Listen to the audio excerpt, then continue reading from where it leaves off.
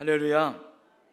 여러분, 세상을 살아가면 세상에는 다양한 법칙이라는 게 있어요. 그 중에 하나가 무엇을 해도 잘 안 되는 머피의 법칙처럼,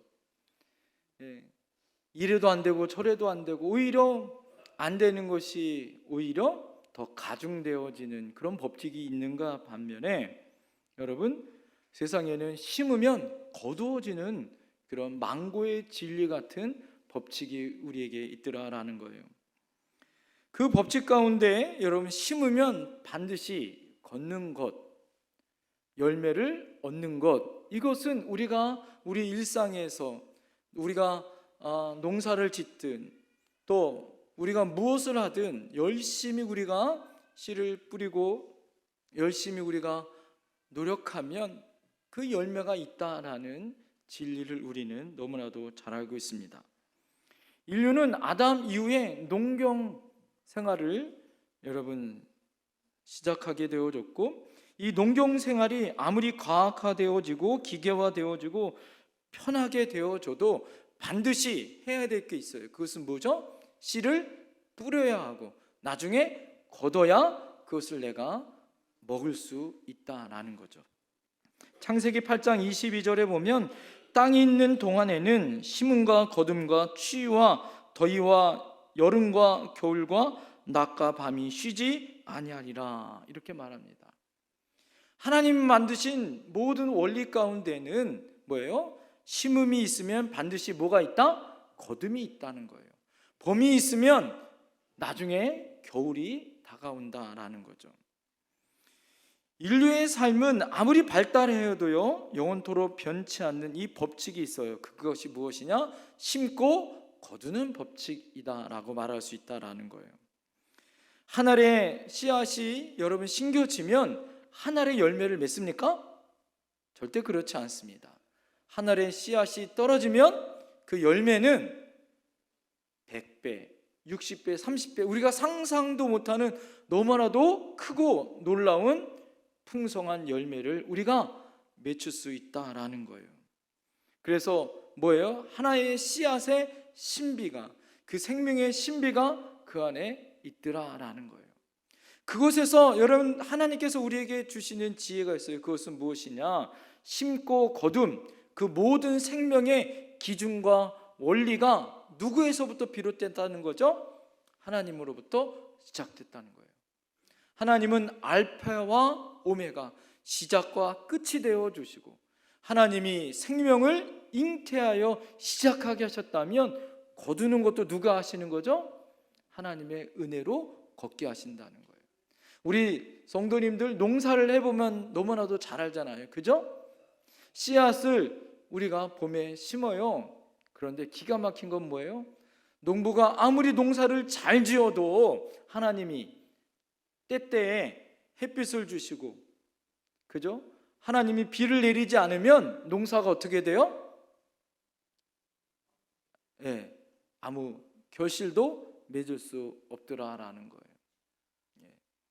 여러분, 중요한 건 뭐냐? 시와 때를 맞춰서 하나님이 주시는 은혜의 그런 놀라운 역사로 그 아름다운 열매를 우리가 거둘 수 있다라는 거예요.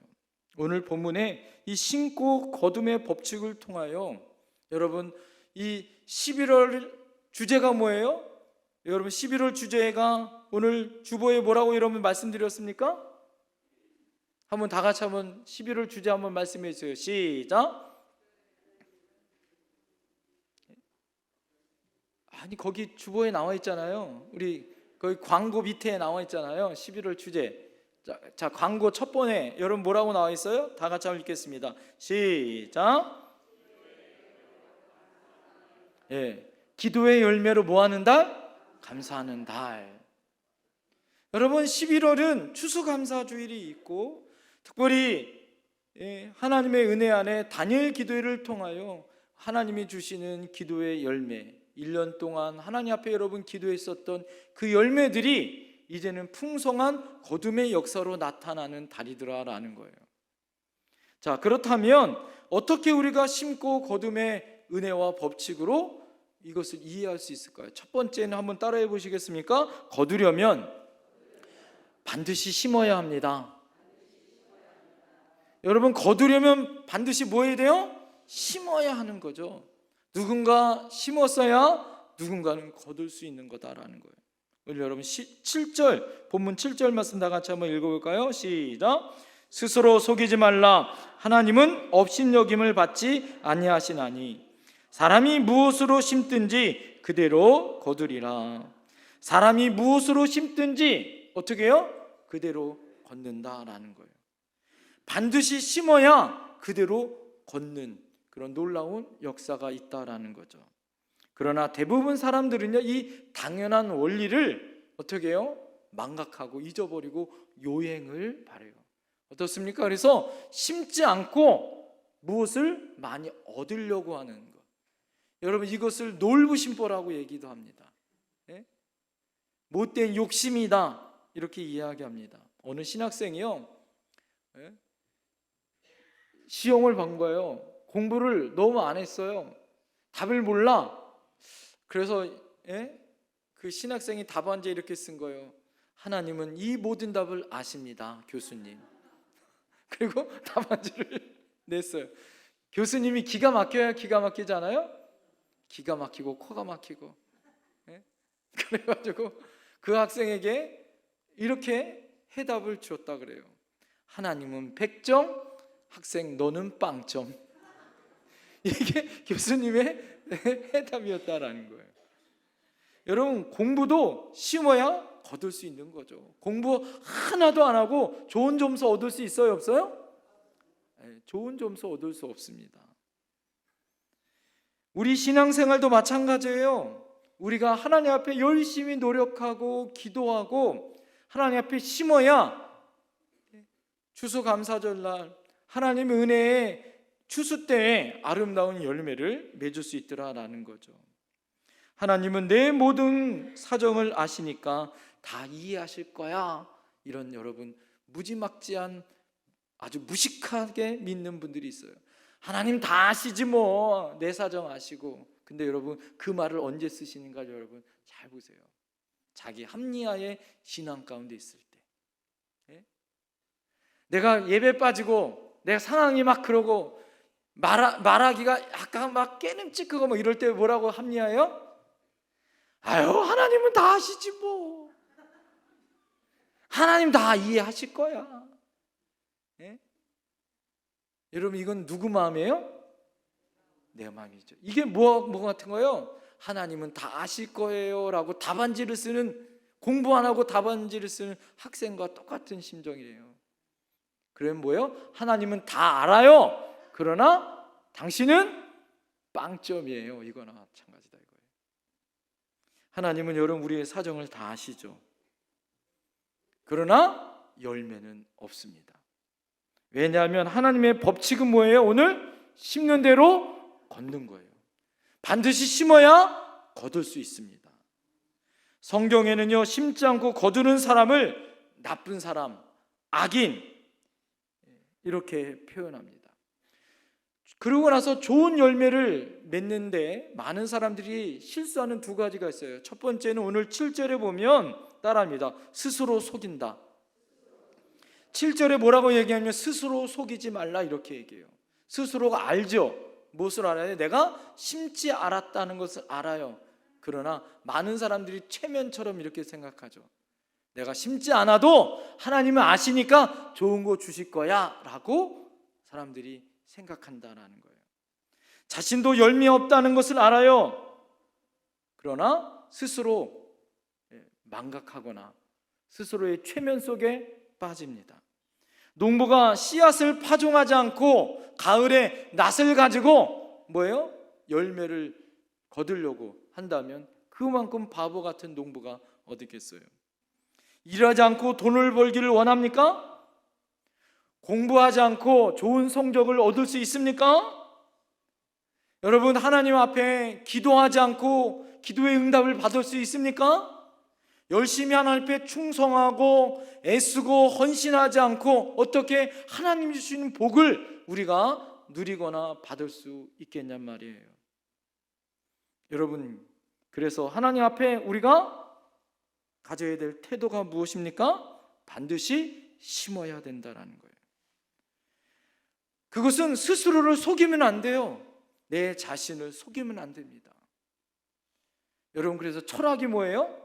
기본적인 세상의 사람들도 어떻게 됩니까? 철학의 사상의 기본이 뭐냐? 소크라테스가 뭐라고 얘기했어요? 너 자신을 아는 것. 이게 철학의 기본이에요. 스스로를 아는 것. 여러분, 거기서뿐만 아닙니다. 여러분, 반드시 심고 거둠의 원리는 그곳으로 끝나는 것이 아닙니다. 7절에 보면 스스로 속이지 말라. 하나님은 업신여김을 받지 아니하시나니. 스스로 속일 뿐만 아니라 두 번째, 하나님을 뭐예요? 업신여긴다는 거예요. 그 전에 개역 성경에 보니까 이 성경을 뭐라고 계속 얘기하냐면 업신여긴다는 말을 만요리 여긴다 이렇게 얘기합니다. 만요리 여긴다라는 말은 가볍게 취급한다, 조롱한다, 우습게 여긴다라는 거예요. 다시 말해서 심지 않고 걷는 나의 모습이 하나님을 조롱하고 우습게 여기는 태도다라는 거예요. 하나님은 여러분 어떻습니까? 우리에게 너 스스로를 속이지 말라고 권면하세요. 그리고 나를 조롱하지 말라고 하나님은 말씀하십니다.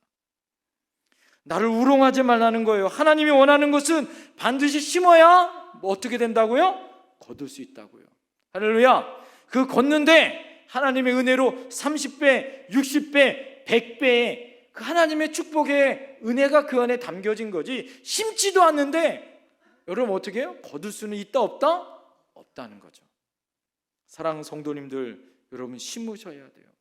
아름다운 가정을 이끌기 위해서 열심히 여러분들이 어떻게 해야 돼요? 수고하고 애쓰고 헌신하고 노력해야 되는 거죠. 가장은 가장의 역할을, 아내는 아내의 역할을, 아이들은 아이들의 역할을 해야 아름다운 가정이 만들어지는 거죠. 여러분, 믿음 생활도 마찬가지입니다. 내가 열심히 예배 생활하고, 할렐루야, 기도 생활하고, 할렐루야, 하나님 앞에 봉사하고 헌금하고 또 하나님 앞에 충성하여 하나님 앞에 믿음 생활을 해야 하나님 앞에 어떻게 해요? 거둘 수 있는 거다라는 거예요. 여러분, 우리 안에도요 어떻게 됩니까? 인간관계도 마찬가지예요. 제일 얄미운 사람이 어떤 사람일까요? 절대 심지 않아. 그 말은 뭐냐면 절대 주머니를 열거나 지갑을 열지 않아요. 계속 어떻게 해요? 받고만 살고 원하기만 하는 그런 삶이 되면 안 됩니다.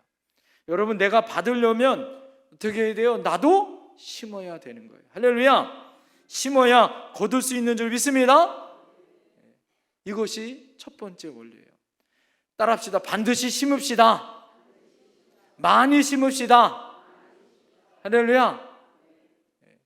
두 번째, 심고 거둠의 원리 가운데 두 번째 원리가 있습니다. 따라합니다. 심고 기다려야 거둘 수 있습니다. 여러분, 심고 기다려야 거둘 수 있어요. 보통 농사를 지면 한 60일 정도 돼야, 한 2달, 빠르면 1달 반 정도 돼야 거둘 수 있다고 합니다. 어떤 작물은 6개월 정도 기다려야 된다는 거예요. 그러나 더 좋은 나무나 더 좋은 훌륭한 작물을 얻으려면 그 시간과 노력이 필요하다라는 거예요. 제일 바보 같은 사람이 뭐예요? 어제 심었어요? 그 다음날 났는지 안 났는지 다시 파보는 거예요. 그러면 여러분 어떻게 됩니까? 자라요, 못 자라요? 절대 자랄 수 없어요. 예. 여러분들, 저는 화초를 잘 못 키워요. 저희 집은. 예.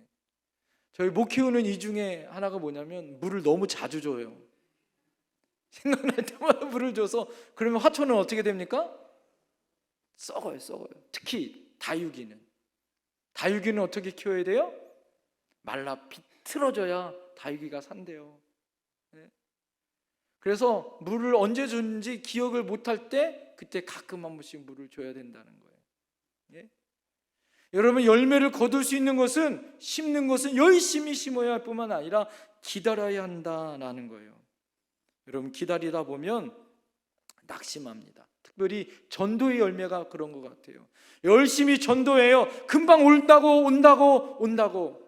제일 목사가 마음 아픈 사람이 뭘까요? 신방이에요. 안 오면 더 깊게 권면할 텐데 뭐라고 얘기해요? 아유, 갈게요. 그리고 안 와. 갈게요. 다음 주에 갈게요. 그리고 안 와.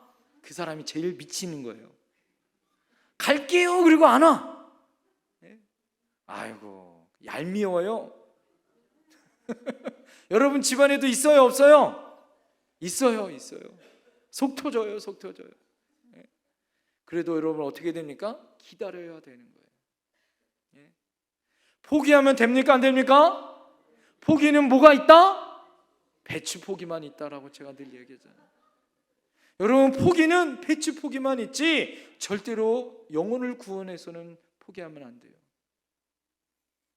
여러분, 하나님의 은혜로 히브리서 12장 3절에 보니까 너희가 피곤하여 낙심치 않기 위하여 죄인들이 이같이 자기에게 거역한 일을 참으신 자를 생각하라. 생각해야 돼요. 왜요? 열매를 얻기 위하여 참고 인내했었던 믿음의 사람들을 생각하는 거예요. 하나님처럼 여러분 인내하시는 분이 어디 있습니까? 모세 한 사람을 위해서 여러분 하나님께서 80년 동안 기다려 모세를 쓰시잖아요. 하나님이 여러분을 기다려 영택교회로 불러주신 줄 믿습니다. 옆에 사람에게 한번 고백합시다. 하나님은 정말 대단한 분입니다. 시작. 왜 대단해요? 그렇게 변하지 않고 그렇게 교회에 오지 않을 것 같은 여러분을 이곳으로 불렀으니까 하나님 정말 대단한 거예요. 여러분, 진짜 기적이 어떤 기적이 진짜 기적인지 아세요? 내가 예수 믿고 구원받은 것이 진짜 기적이에요. 나 같은 사람이. 하나님이 기다려주시고 또 기다려주셔서 하나님이 나를 하나님의 종 삼으시고 구원받은 하나님의 자녀 삼으시고, 할렐루야. 그리고 하나님 전에 나와 예배할 수 있도록 하나님 인도해 주신 것 얼마나 감사해요. 성도님들 중에서는요, 목사님 이제 신방 안 하셔도 돼요. 목사님, 이 사람 이제 그냥 다른 교회 갖고 막 이래. 그래도요, 목사 마음에는 어떤 마음이 있을까요? 그래도 마음이 계속 기다리고 싶고 또 기다려주고 또 기다리는 거예요. 탕자의 아버지가 동구 밖에 온 탕자를 기다려 달려가 맞이하는 거죠. 하나님은 우리를 기다려 아름다운 풍성한 열매를 맺기를 하나님은 소망하시는 줄 믿습니다. 십자가는 묵묵히 기다리는 거예요. 여러분, 오늘 9절 말씀 다 같이 한번 읽어봅시다. 본문에서는 뭐라고 얘기하는지. 9절 시작. 우리가 선을 행하되 낙심하지 말지니 포기하지 않으면 때가 이름에 거두리라. 할렐루야. 여러분, 우리가 선을 행합니다. 그러다가 낙심해요. 그러나 포기하지 않으면 하나님의 때에 어떻게 한다고요? 거두신다고요. 여러분, 전도는, 특히 가정 전도는 이와 같은 거예요. 하나님이 22일 동안 작전 기도했어요. 그래서 끝난다고 영혼 구원이 끝나는 것이 아니라 끊임없이 포기하지 않고 끊임없이 하는 거예요. 물 온도가 몇 도에서 물이 끓어요? 100도에서 물이 끓어요. 여러분, 100도에서 물이 끓기 전까지는 물이 어떻습니까? 막 조짐도 나타나. 그러나 이것이 100도에서 액체가 기체로 바뀌는 완전히 변화된 것으로 바뀌진 않아요. 여러분, 전도가 그거예요. 특히 가족 전도는 하나님이 기도의 양이 차고 헌신의 양이 차고, 여러분 우리가 열심히 기도하고 헌신하고 여러분 충성하면 100도에서 물이 딱 찼을 때 어떤 일이 벌어집니까? 액체가 기체로 바뀌고 완전히 새로운 현상이 나타나는 것처럼 하나님의 기적의 역사는 이렇게 나타나는 거예요. 그것을 저는 사기라고 이렇게 이야기합니다. 한번 따라해 보시겠어요? 따라합니다. 기대하고 기도하고 기다리면 기적이 일어난다. 할렐루야. 다시 한번 따라합니다. 기대하고 기도하고 기다리면 뭐가 나타나요? 기적이 나타나요. 할렐루야. 여러분, 우리가 21일 동안 다니엘 기도회에 쓰시는 강사님들의 여러분 주제를 잘 보세요. 그분들이 하나님을 향하여 기대해요. 포기하지 않고 기도해요. 그리고 기다리면 어떤 역사가 나타나더라? 기적의 역사가 나타나더라. 여러분 지금 여러분이 어느 때인지를 여러분 잘 보셔야 돼요. 여러분 신앙이 지금 하나님을 향하여 기대할 때인지, 하나님을 향하여 열심히 기도할 때인지, 하나님을 향하여 포기하지 않고 기다릴 때인지, 하나님이 그때에 이 11월에 여러분 하나님이 여러분에게 기적과 같은 응답의 역사가 나타나기를 소망합니다. 여러분 신방하면서 제가 기도 제목 받고, 여러분 안에 어렵고 힘든 부분들이 여러분 얼굴 보면 마음도 아프고, 그런데 하나님이 여러분을 볼 때마다 얼마나 그러시겠냐고요. 여러분이 사랑하는 자녀들을 볼 때마다 안타깝고 힘들고 지친 자녀를 볼 때마다 여러분 도와주고 싶고, 이것이 부모 마음인데, 여러분 생선을 달라는데 돌을 줄 자가 있느냐고 얘기하잖아요. 하나님은 좋은 것을 주시길 원하시는 줄 믿습니다. 그래서 어떻게 돼요? 구하고 찾고 두드려야 하는 거예요. 할렐루야. 하나님의 은혜 가운데 여러분 그렇게 믿음의 역사가 나타날 줄 믿습니다. 자, 세 번째 하나님의 역사는 어떻게 이루어지는가? 따라합니다. 심는 대로 거두는 것입니다. 마지막은요, 심는 대로 거둬야 되는 거예요. 오늘 여러분 8절 말씀 보겠습니다. 8절 시작. 자기 육체를 위하여 심는 자는 육체로부터 썩어질 것을 거두고 성령을 위하여 심는 자는 성령으로부터 영생을 거두리라. 할렐루야. 오늘 성경이 뭐라고 얘기해요? 육체를 심는 자는 썩어질 것을 거둔다는 거예요. 여러분 영생을 위하여 심는 자는, 성령을 위하여 심는 자는 영생을 걷는 거예요. 여러분 무엇을 심겠습니까? 여러분 무엇을 심느냐에 따라 그 열매가 달라질 수 있는 거예요. 썩어질 세상의 것을 심느냐, 아니면 영원한 성령의 역사를 위하여 영생을 위하여 심느냐. 기독교는 여러분 육적인 것을 부정하는 종교가 아닙니다. 기독교는 여러분 육체를 소중히 여겨요. 하나님이 주신 이 육체를 소중히 여깁니다. 그뿐만 아니라 하나님께서 그래서 이 육체를 향하여 여러분 건강하게 바르게 여러분 우리가 쓰는 것 중요합니다. 또 하나, 여러분 우리의 정신도 마찬가지예요. 하나님이 주신 정신을 잘 차려야 돼요. 그래서 여러분 뭐라고 얘기합니까? 정신 못 차리는 사람한테 뭐라고 얘기해요? 정신 차려, 이렇게 얘기해요. 한번 옆에 사람에게 고백합시다. 정신 차리라고. 시작. 정신이 번쩍 드십니까? 예? 여러분 하나님이 우리에게 육신을 만들 때 우리 정신을 만들었단 말이에요. 하나님 정신을 차리라고 얘기해요. 우리 자녀들에게 이놈아 정신 차려. 세상이 지금 그냥 어떤데. 여러분 이 정신을 우리가 건강하게 만들어야 되는 거예요. 우리의 혼적인 문제죠. 그래서 아름다운 음악을 듣고 좋은 예술을 접하고 그런 아름다운 책을 읽고 우리의 소양을 키워야 되는 거예요. 또 하나, 여러분 우리 육적인 것도 건강해야 되고 우리 정신도 건강해야 됩니다. 그뿐만 아니라 여러분 정말 중요한 게 뭐예요? 오늘 성령을 심는 것, 영적인 것을 우리가 돌보는 것을 중요시해야 된다라는 거예요. 여러분 하나님의 영에 충만하셔야 됩니다. 할렐루야. 그래서 우리는 이 세상에 썩어져가는 이 세상에 하나님께서 구별하여 썩지 않은 영적인 사람으로 부른 거예요. 그것이 성도예요. 성도. 여러분 풍성한 열매를 맺기 위하여 하나님은 우리에게 이 아름다운 열매를 여러분 심기를 원하셔요. 여러분 좋은 건강이 위해서 여러분 좋은 것을 먹죠.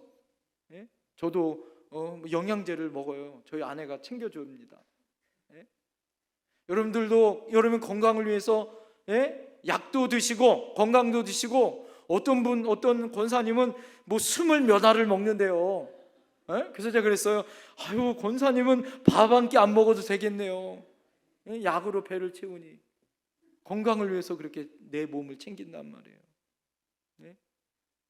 여러분 몸을 위해서는 어떻습니까? 좋은 화장품도 바르고, 내가 내 몸을 치장하기 위해서 좋은 옷도 입고, 그죠? 날씨가 추우면 제일 먼저 어떻게 합니까? 옷. 여러분 추우면 어떻게 해요? 이불도 바꿔요. 이불을 바꾸려면 어디로 가야 돼요? 문산에. 예? 우리 박영호 장로님이 하는 샤론 맞죠, 장로님? 예? 죄송합니다. 샤넬. 예, 샤넬로 가셔야 됩니다.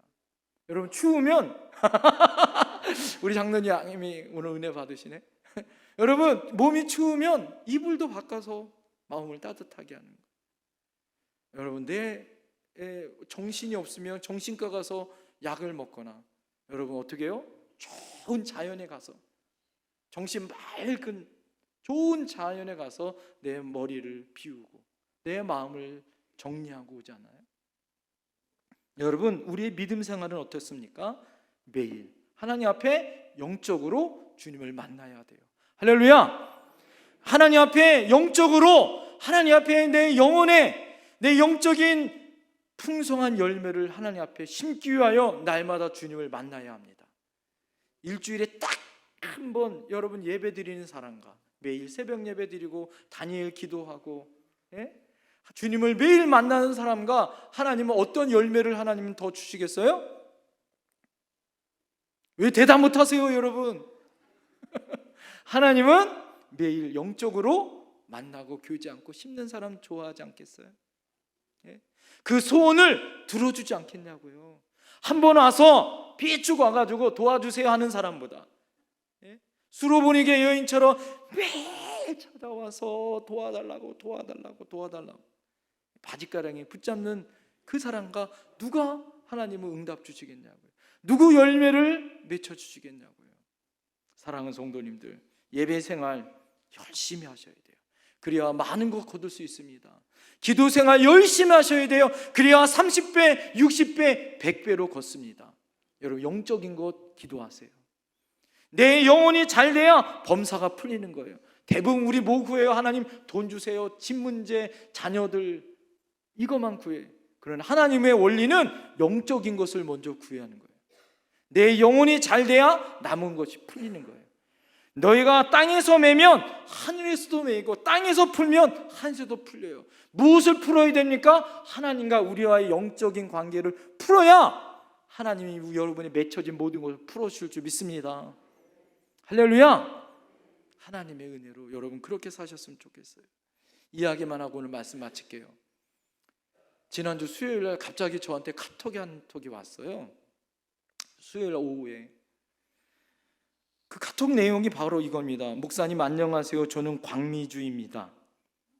광미주가 누군지 아세요? 고 박영자 어머님의 며느리입니다. 우리 박영자 집사님 아시죠? 저 맨 앞자리에서 매일 새벽 예배 드리셨던 박영자 집사님의 며느리가 저한테 카톡을 보낸 거예요.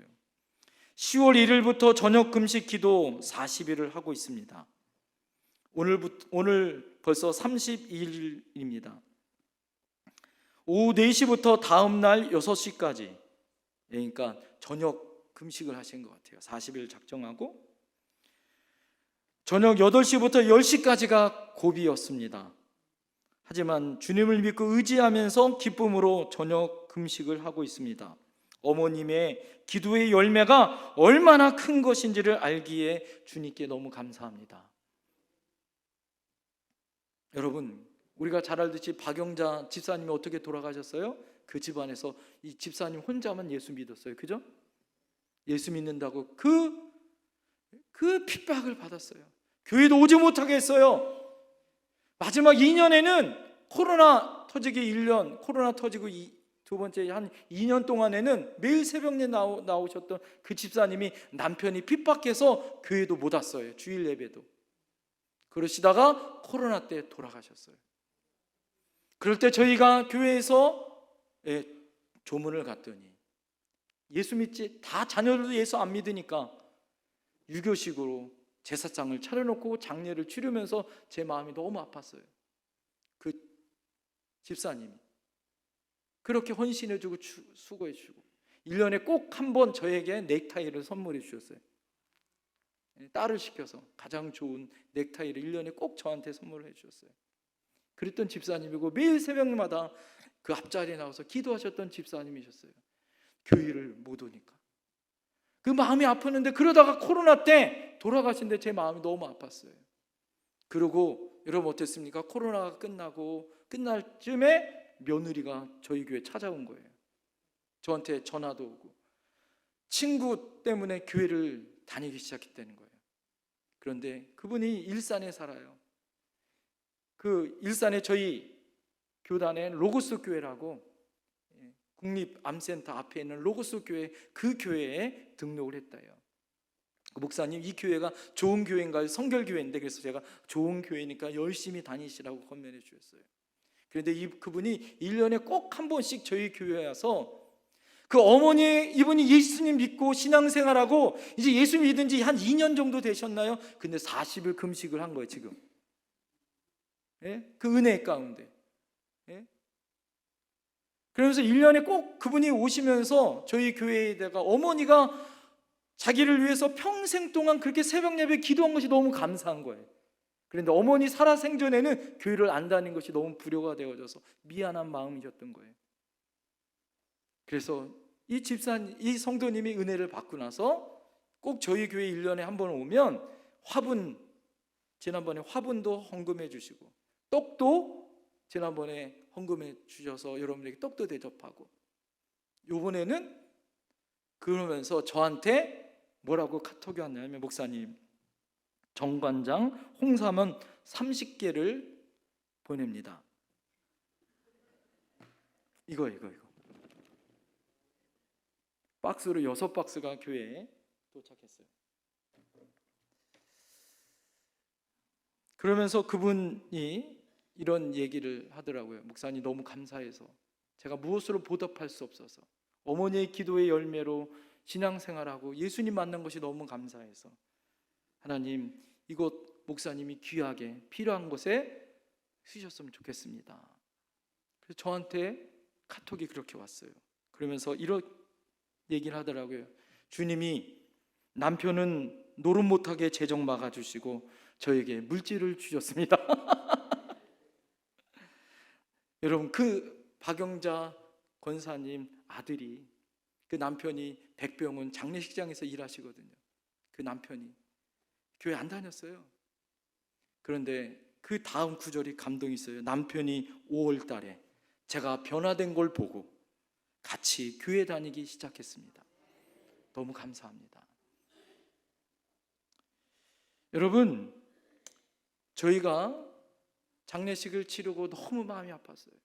하나님, 이런 장례식이 어디 있어요? 이 집사님이 평생 그렇게 핍박받으면서 교회 다니면서 장례식은 기독교로 할 수 있는 거 아닌데, 그런데 하나님의 은혜로 그 며느리가 이제는 전도되어져서, 여러분이 열매를 보지 못한다고 실망하지 마세요. 때가 이르면 하나님이 거두어주세요. 할렐루야. 심는으면 하나님이 거두어주세요. 그러면서 제가 그날이 어떤 날이었냐면 11월 1일 날 저희 감찰의 작은 교회에 어떤 교회 목사님이 작은 교회 17교회를, 그 교회도 재정이 자립되지 않는 교회예요. 그런데 그 목사님이 17교회에게 쌀 10kg 2부대씩 20kg를 17교회에게 드리더라고요. 그리고 목사님들을 정성껏 모셔가지고 점심 식사를 너무 잘 대접하는 거예요. 제가 언젠가 여러분 말씀드렸죠. 그리고 나서 제가 작년에 저를 부른 거예요. 저는 우리 그런 교회가 아니잖아요. 우리 교회가. 하나님이 그 목사님이 저를 왜 불렀을까?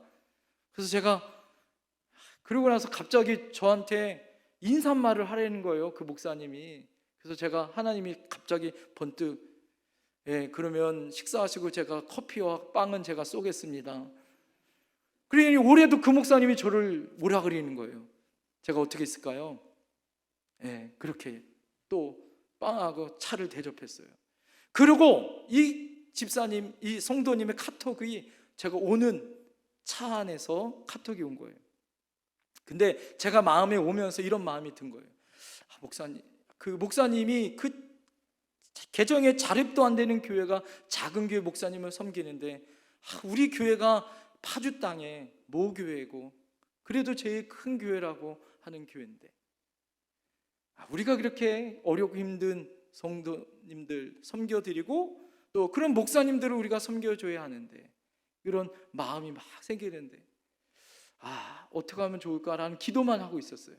그런데 오후에 이 집사님이 이거 30개 보낸다고 갑자기 문자가 온 거예요.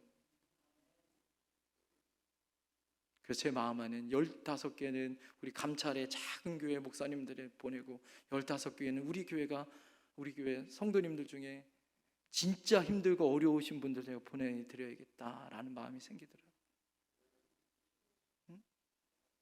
여러분, 하나님의 은혜로 여러분 우리가 마음에 선한 마음을 품고 기도하면 여러분 누군가 저거 하나님 보내주시더라고요. 할렐루야. 여러분 저는 정말 우리 교회에 오면서 하나님의 은혜로 커피 샀다고 300만 원 주시고 얼마 전에 하나님이 홍삼은 30개 보내주시고 할렐루야. 하나님이 기도하고 하나님이 그 마음에 선한 마음을 품고 기도하면 하나님이 낙심하지 아니하면 포기하지 아니하면 하나님이 때가 되면 이루어 주신다. 할렐루야. 여러분 기도합시다. 하나님이 우리 사랑하는 영택교회 우리 사랑하는 성도님들 가운데 이루어 주시고 응답해 주시고 간증의 주인공 될 줄 믿습니다. 기도하겠습니다.